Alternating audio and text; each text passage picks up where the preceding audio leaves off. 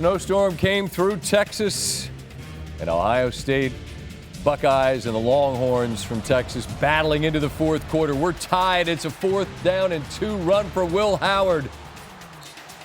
He's certainly an excellent running quarterback. He gets tripped up on the way to the end zone. That's okay.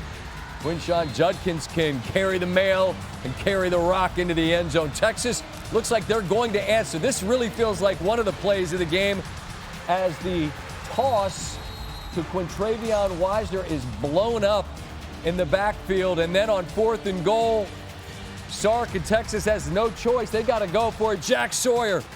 This guy's going to be a Buckeye legend forever for who he's been since he's been there. And now you get a remarkable moment to punctuate a strip sack, scoop, and score. You hit the grand slam on one play. Here comes Big 33. Ball's out. It bounces right back to him. Ryan Day Point. He knows where to go, Coach. So do you. Coach scooting towards the end zone and crown him. Will Howard. You've seen the passion since he transferred in out of the portal. He did his part. The defense does its as well. And Ohio State able to turn away Texas, who appeared to be on the verge of equalizing in the last 2.5 minutes. Instead, the Buckeyes win it by 14. It will be the Buckeyes and the Fighting Irish who will play for the national championship in Atlanta. Reactions beginning with their head coach, Steve Sarkisian. Hell of a football game. Two really good teams battling, and they made 2 big plays. You know, they hit the screen at the end of the first half and got the sack fumble on 4th down there for a touchdown. But 2 really good teams. A ton of credit to Ohio State. They're a very good football team, well-coached, hard-fought game.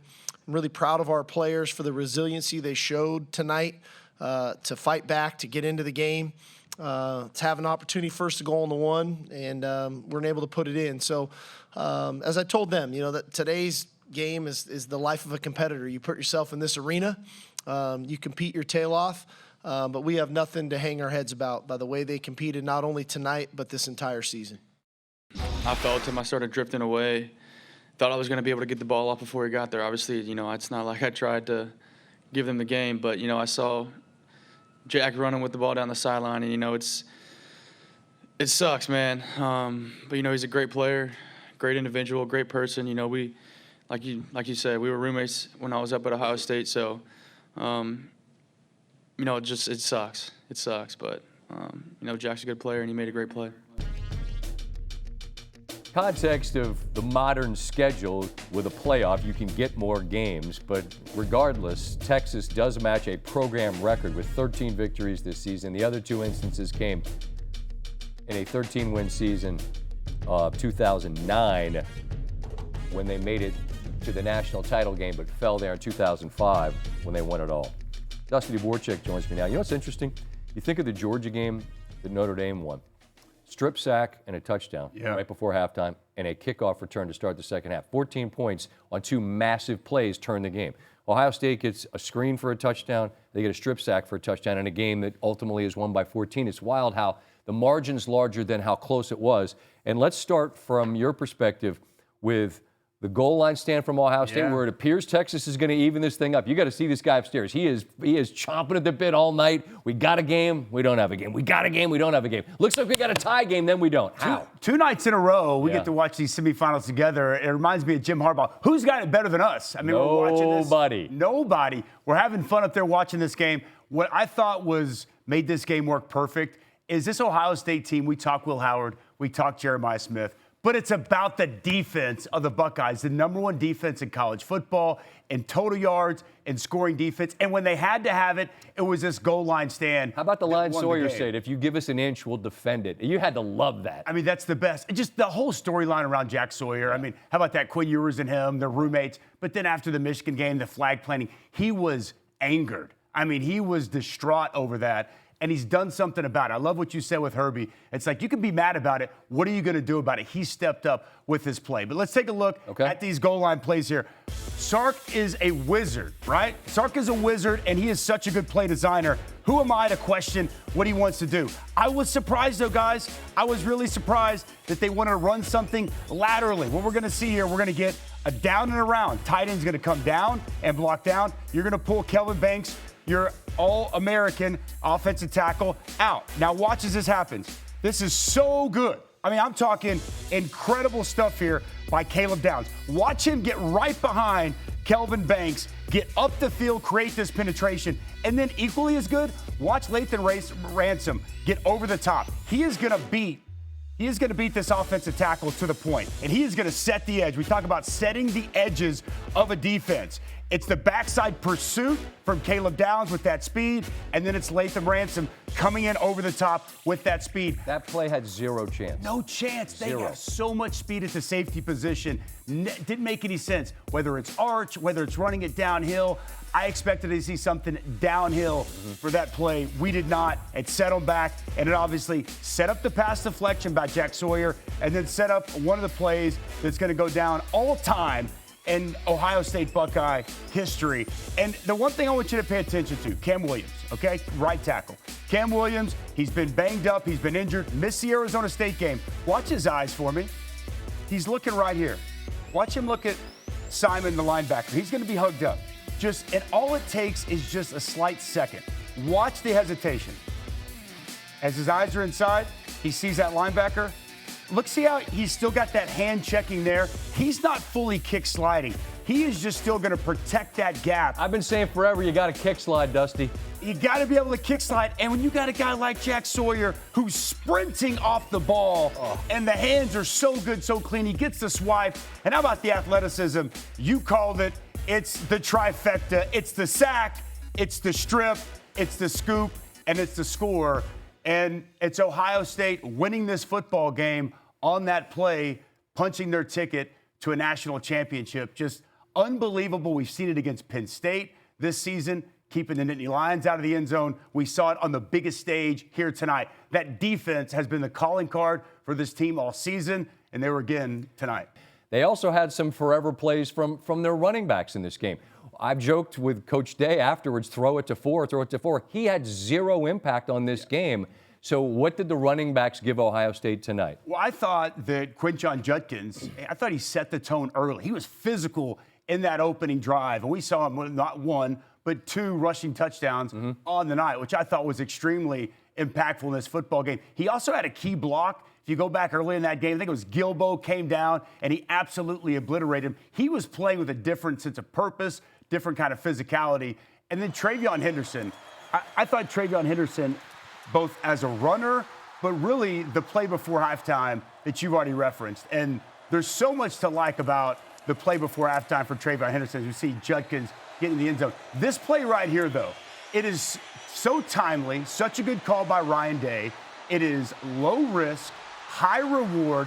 The way that thing's set up with the second and third level of Texas defenders getting back, it looked like a kick return. They had three offensive linemen, and it looked like the old school wedge. They set it up, and you give a guy like TreVeyon Henderson three big blockers, that much space, that is a problem for Texas defensively. That play, game-changing play right there before halftime, and it's an excellent play call by Ryan Day and perfectly executed by Ohio State. As I was explaining to you upstairs, to me, I'm always very careful about what I think I know and what I don't. And in this case, I'm asking you sincerely, is that just a situation where the Ohio State play call is right into the teeth of the exact worst possible situation for Texas? Because I don't get the blitz in that situation. Or is it just you catch them in the perfect call in the perfect moment? Yeah, and I think that Texas was playing more for just really like a prevent defense. They set way back. When TreVeyon Henderson catches that ball. You said it looked like what? It looked like a kick return. Right? There wasn't a Texas defender within 20 yards. Right. So now all of a sudden, watch these guys set up. I mean, it's like a wedge. They're setting up. And you give 32 the football with open field out in front. Bye-bye. Bye-bye. He's gonna hit his head on the goalpost. And it was a timely call. Texas was not ready for it. And strike up the band. And you gave a great metaphor upstairs. Texas fought so hard to tie that thing up at 7. And then, boom. Sisyphus. Pushing the Great rock mythology. up. That's it. You've schooled me up. I've been educated here in D.C. by you. But to Texas' credit, They fought. They made this a football game. For sure. They've got it right there on the doorstep, to tie this game up. And who knows what happens in that scenario? Because I thought their defense, it had some confidence. It was able to create some stops. We had ourselves a ball game, but the Ohio State defense just stepped up when they had to. Hold that thought, because I want to circle back to Texas and being a yard away from tying this game, which ultimately they don't, and how that will sort of sit with them moving forward. But first, Holly Rowe with Will Howard. Will Howard, there is a crucial call in this game where you are going to be asked to get a first down. You do it with your legs. Walk me through that play, and how did you get that crucial moment to work? God is good, and when you trust in the Lord and you give up your life to Him, man, good things happen. And, you know, we got in the look, and we said, man, we knew that play was going to be up on 4th down, and, you know, great job by the O-line opening a crease for me. I got to stay on my feet and not get tripped up, but, man, that was a huge play in the ball game and a great job executing by the O-line. And, yeah, I wish I would have stayed up, but that was awesome. What's going through your mind when Texas is knocking on the door? It is 1st and goal, and they have opportunities, and you watch your defense put that masterpiece together.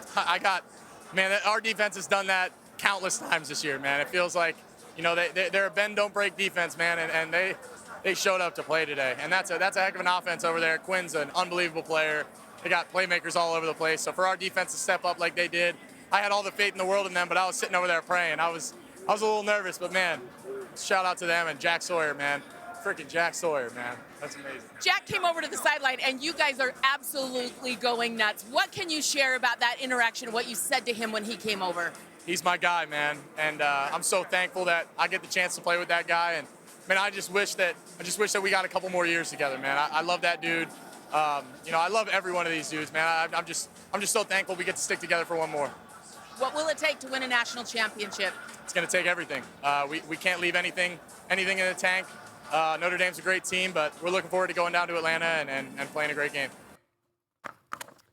Will Howard and Ohio State lost on their home field against Michigan. They win on that field against Tennessee. They obliterate Oregon, and they hang on to beat Texas. I'm going to get to the Texas piece in a minute. Just a thought on Will Howard on a night where it wasn't splash plays necessarily, wasn't chucking deep balls to 4, but there's still moments and plays that impressed you. What were they? There was a lot of moments in plays. There was a lot of zone coverage Texas was throwing at him. He was taking what the defense gave him. Carnell Tate had 7 catches in this game. Mm-hmm. You know, he was able to go to Mecca Buka for 5 catches, G. Scott for 5 catches. He was finding the open man. He wasn't just going. He was going where the ball needed to go, which is good quarterback play. And on that last touchdown drive, a big 3rd down conversion that he was able to find Carnell Tate for a big first down. And the 4th and 2 play call by Ryan Day, the quarterback power, I mean, we're up there calling it. We expected, at that point, they had not really called Will Howard's number as a runner. You're talking about timely, good play call and execution on that quarterback power. I mean, the guy has been a leader. And to step in the first year, similar to Riley Leonard, interesting how both these guys coming in their first year, leading their teams to victory. A lot of people were questioning, especially after Michigan, was it really an upgrade from where they were a year ago with Kyle McCord? And he has been excellent throughout this playoff. And even without Jeremiah Smith, 1 reception, 3 yards, he's still able to get it done and find other guys and win this game. Ford's got 60 more minutes to hang numbers. I imagine he probably will. If you're Texas, how do you reconcile that you're a yard away from the end zone and you go backwards and then watch 33 run down the sidelines? Look, this team's done some great things. Back-to-back I understand years. that. They go to the semifinal. They won a championship last year in the Big 12. They make it to the SEC championship this season. They did great things. You need to try to find a way to remember that because it's not going to go away. I'm not the guy to minimize the accomplishment. It's not going to go away. They're building culture. They're doing all the things Sark says he wants to do. You're a yard away from tying the game, and you don't. I'm just asking, what do you do with that? You live with it, and you say, you know what? You give credit where credit's due. You give credit to Jack Sawyer. Yeah. You give credit to Ohio State, and you take your L's, man. That's part of this. And that's why when we go out there as competitors, there's a winner, there's a loser. Yep. You lay it on the line, baby, every single time. And sometimes you come out victorious, and sometimes you come out not. Those guys gave everything they had. They left it all on the field, and it just wasn't quite enough here tonight. How will they forget that moment and that feeling? 22 years later, Scott, I remember like it was yesterday, and I wish I could tell you it felt better today than it did then, but... Yeah, but the good news for you is you're sitting in the basement in D.C. with some bald-headed guy who looks like an old shoe, so it's worked out really well for you. We've loved having you here, and you're going to be with us to talk national championship game in just a bit. We will continue with more from the nation's capital and SportsCenter, and that is a happy bunch of Buckeyes. 1 year in Columbus, and he is fully immersed in being a Buckeye.